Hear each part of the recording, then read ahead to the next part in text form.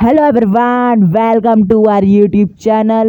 So today we will study business studies class 11th, chapter number 2 forms of business organizations. So हमने पिछली video में पढ़ा था different form of business organization. उसमें पढ़ा था हमने private public joint sector enterprises. तो उन्होंने पढ़ा था कि वो उनके क्या क्या एग्जांपल्स है. तो आज हम स्टार्ट करने वाले सोल प्रोप्राइटरशिप. हमने पढ़ा था पिछली वीडियो में प्राइवेट सेक्टर एंटरप्राइज, ये उसी का एक टाइप से सोल प्रोप्राइटरशिप. ये बहुत इंपॉर्टेंट टॉपिक है, तो पूरी वीडियो जरूर देखना. अगर आप पहली बार हमारे चैनल पर विजिट करें तो please subscribe to our channel and like to this video. तो हम स्टार्ट करते हैं आज से topic sole proprietorship chapter number 2. What is sole proprietorship? Sole proprietorship होता क्या है? Sole means one. अब सोल मतलब कि हमें समझ में आ रहा है कि सोल मीन्स वन, और प्रोप्राइटरशिप मीन्स ओनर. प्रोप्राइटरशिप मतलब कि ओनर, और प्रोप्राइटर भी वो भी ओनर, मतलब कि मीनिंग एक ही है. तो इसलिए सोल प्रोप्राइटरशिप वन ओनर है ना. इनके मीनिंग से ही लग रहा है कि कोई एक ओनर है.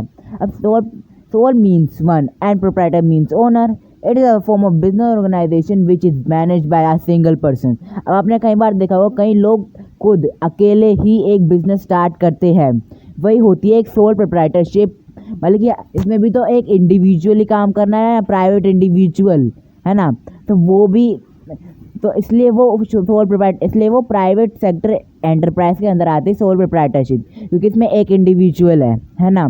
और अगर जैसे कि दो भी होते हैं, मतलब कि वो अलग है, वो हम अगली वीडियो में पढ़ेंगे. अगर वन से ज़्यादा भी होते हैं जब, और वो प्राइवेट इंडिविजुअल्स है, दो लोग हैं, ये उससे ज़्यादा भी है, तो फिर भी वो प्राइवेट सेक्टर के अंदर आता है, क्योंकि कोई अपने आप से स्टार्ट कर रहा है ना.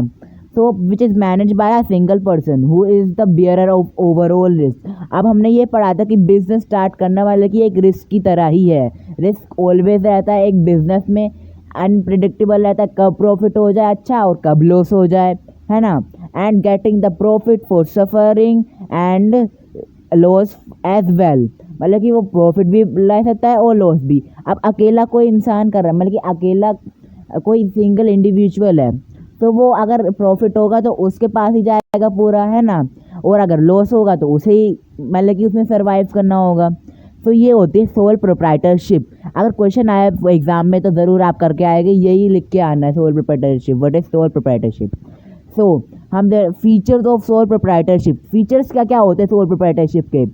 Number one, single ownership. हमने बताया सोल प्रोप्राइटरशिप कोई एक ही इंसान चलाता है. Single ownership, easy formation and closure of business. अब पार्टनरशिप में क्या होता है? पार्टनरशिप में हमें रजिस्टर भी करना पड़ता है ना.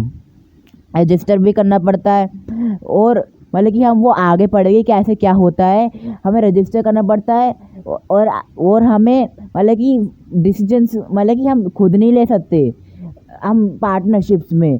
अब इसमें क्या होता है सोल प्रोप्राइटरशिप, अगर कोई इंसान है, अगर उसे लगा कि हाँ ये बिजनेस चल सकता है तो चलाया उसने. फॉर्मेशन, उसे कभी भी बिजनेस फॉर्म करना है उसने करा. उसे लगा नहीं चल सकता, हो सकता है कि लॉस हो जाए, उसने बंद कर दिया. तो वो आराम से बंद कर सकता है. इसमें कोई no legal formality for the formation and closure of business. Formation के लिए भी कोई लीगल फॉर्मेलिटी नहीं कि हाँ ये पेपर साइन करो, कुछ भी फॉर्मल लीगैलिटी नहीं है, मतलब लीगल फॉर्मेलिटी नहीं है.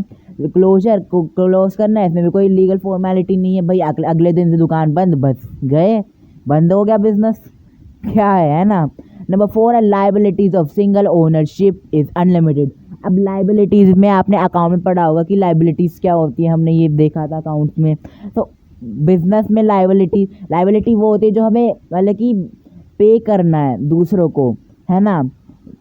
वो मतलब कि अमाउंट पे करना है, वो होती है लाइबिलिटीज़. हमने अकाउंट्स में ये पढ़ा है.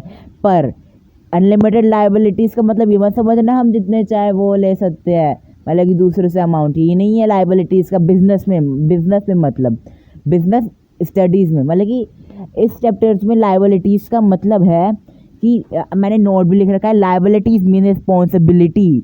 जो भी बिजनेस की रिस्पॉन्सिबिलिटी है उसे संभालने की रिस्पॉन्सिबिलिटी है ना, इन द बिजनेस.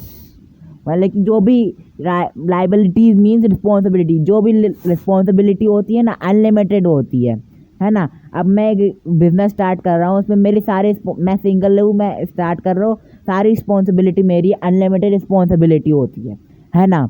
तो ये है फीचर्स ऑफ सोल प्रोप्राइटरशिप। अगर एग्जाम में आएगा तो यही लिख के आना है। अनलिमिटेड लाइबिलिटीज, अब हमने पढ़ा है लाइबिलिटीज का मतलब है रिस्पॉन्सिबिलिटी इन बिजनेस स्टडीज, है ना। The liabilities of sole proprietorship is unlimited in terms of responsibility. In terms of responsibility अलग है, इन टर्म्स ऑफ मतलब कि अमाउंट जो हम लेते हैं वो अनलिमिटेड नहीं कि हाँ जितने चाहे हमने ले लिया अमाउंट दूसरे से। तो वो इन टर्म्स ऑफ रिस्पॉन्सिबिलिटी, जो रिस्पॉन्सिबिलिटी होती है हमारे टूवर्ड्स टू बिजनेस, वो अनलिमिटेड है। He is a bearer of risk, वो सारे रिस्क बेयर करता है, प्रॉफिट लॉस सब उसके पास ही आता है ना।